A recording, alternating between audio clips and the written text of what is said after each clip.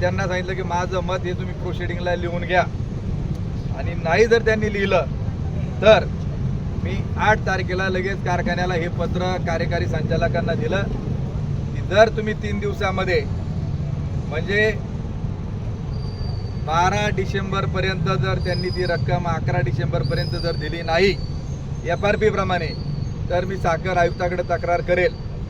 11 डिसेंबरपर्यंत त्यांनी ते पैसे 3273 प्रमाणे दिले नाहीत. 12 डिसेंबरला मी साखर आयुक्ताकडे तक्रार लेखी स्वरूपामध्ये केली आणि त्यांना सांगितलं की आम्हाला या प्रकारे भीमाशंकर कारखान्याने पेमेंट आम्हाला दिलेलं नाही. ही माझी तक्रार प्रादेशिक सहसंचालक आणि साखर संचालक या दोघांकडे गेली. 2 तक्रारी होत्या. एक, भीमाशंकरची वार्षिक सभा झाली, त्याच्यामध्ये अजिंठ्यावरती विषय क्रमांक जो 7 होता की सन 24-25 या आर्थिक वर्षामध्ये जो भाग विकास निधीचा खर्च कारखान्याने 7,22,00,000 रुपये त्या ठिकाणी केला, त्याचा कुठल्याही प्रकारचा उल्लेख आर्थिक पत्रकामध्ये त्याच्यामध्ये केला नाही. फक्त त्या खर्चास मंजुरी देणे हा विषय होता. या 2 तक्रारी केल्या.